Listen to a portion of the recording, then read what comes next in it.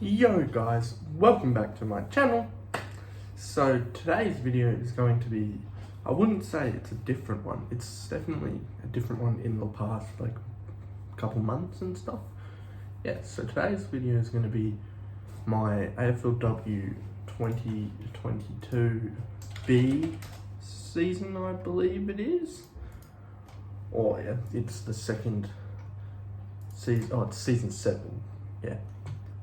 Which let me just clear off that, like, I'm not the biggest watcher of women's footy, but like I do enjoy watching it when I do. I know information about it, so yeah.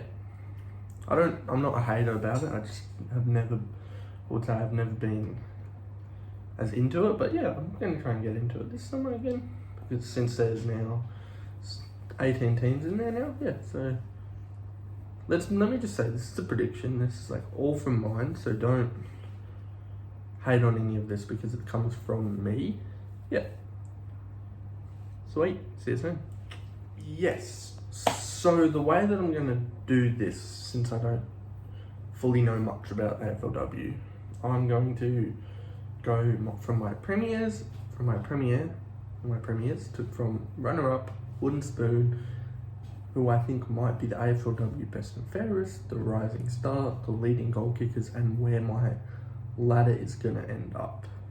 But just maybe later in the season for the finals, I'll do its own finals prediction video maybe, yeah. So just to let you know, like I said before, this is all purely based on kind of what I've looked from teams and which teams I think look good and stuff, and then also just players I have heard of. So yes. So my premiers this year will be the Melbourne Demons, who, from what I've seen, that their team's always been pretty good recently, because, for example, you've got players like Daisy Pearce, Taylor Harris, what's her face, Karen Paxman. It's like all of that. It's like their midfield has always been one of their strongest points. But yeah, the runners-up are going to be Brisbane, because I think last year it was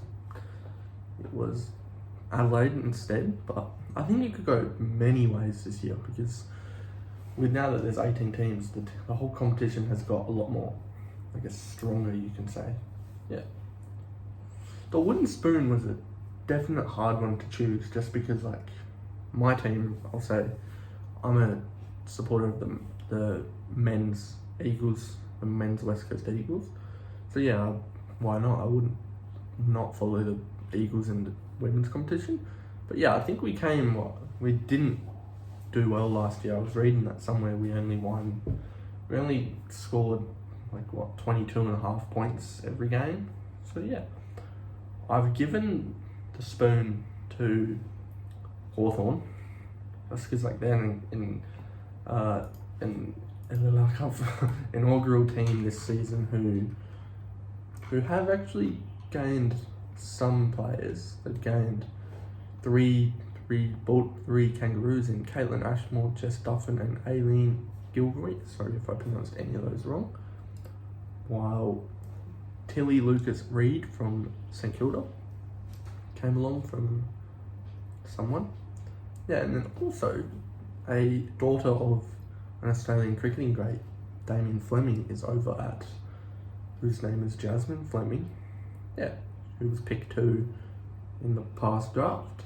Yeah, so Hawthorn could be anywhere between 15th to 18th, or who knows, they could be a big surprise package, but not for me. Yes. The AFLW best and fairest, I think, is going to be Monique Conti from the Richmond Tigers, I believe. Yeah, sorry for this inconvenience. She did play for the Bulldogs originally, and she was an NBL 1 basketball, or she actually is probably, yeah. So because she did play for the Melbourne Boomers in the WNBL, but then she chose to go and play footy instead. Yeah. So the rising star is probably the most hardest topic that I had to pick from because I have no idea who, what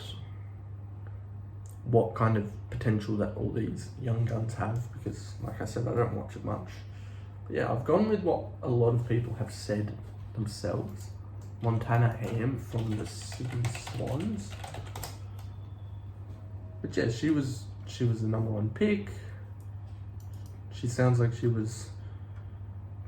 born in 2004. She made the MVP for the National AFLW Academy side against the under-23s All-Stars. Yeah, then she finished second in the under-18 National Championships for disposals, having the highest contested rate, highest handball to kick percentage. Yeah, and she's also 180 centimeters. Like, going off what my research is, like teams or I don't know what you call them, girls or ladies. Yeah, like they have the height varies from like 155 to like 170 odd. So yeah, I think she won't be a bad pickup at 179 centimeters in the midfield. Yeah, but who knows? I could be wrong again. Yeah, so my leading goal kickers, I think, is going to be Taylor Harris from. Oh yes, sorry for that interruption. I heard a noise somewhere, and yeah. So yes, like I said before, I said my leading goal kicker is going to be Taylor Harris from the Melbourne Demons, because I think she's going to have like I said ages ago, the Melbourne midfield has been pretty good. It's like you've got Karen Paxman, you've got Taylor Harris, you've got a lot of like decent, and even Daisy Pearce, who might be on her swan song this season, I think. Yeah, which means a final go around since we had a couple kids a couple of years ago, I think. Yeah. Second is going to be Katie Brennan from Richmond, who played at the Bulldogs originally.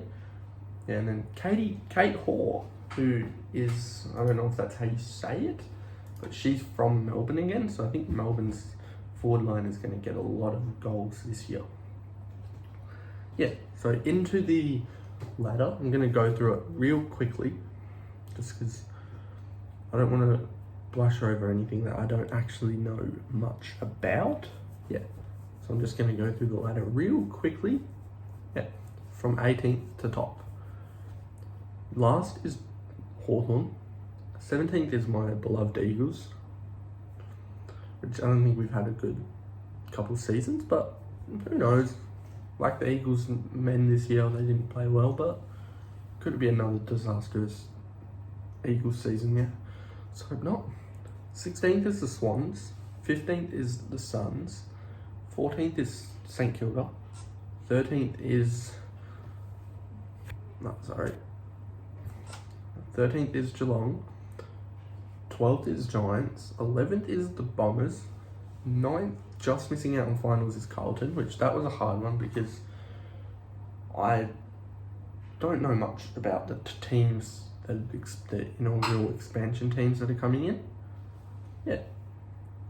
So 8th, just to make the finals, are the Kangaroos, because even though they've lost a lot of experienced talent, they've lost a lot of experienced talent, but they have got it back, and then as well in youth. Yeah. 7th is the Power, who have Aaron Phillips, who has jumped across from Adelaide. 6th is the Tigers. 5th is Collingwood, which I didn't speak much about. 4th is my Eagles crosstown rivals, the Fremantle Dockers, which their AFLW team has always been good, but I think their forward line is going to be a bit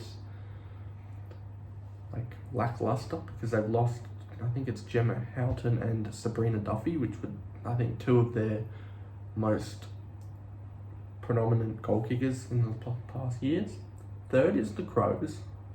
2nd is Brisbane. Number 1 is the Demons. Yes, so we'll be right back. Yes, so thanks for watching this video, guys. If you enjoyed this kind of content from me, you can click the the little red subscribe button down below, but I'm not forcing you to do that at all. Yeah. So let me just say, like I've said throughout this whole video, I'm not that knowledgeable on AFLW. So if I get anything wrong, I take complete responsibility for that. But I also have looked at a lot of articles about what teams would look strong and everything. So yeah, and it's also just predictions, so don't take it entirely to heart. Yeah. So see you in a couple of days for FPL.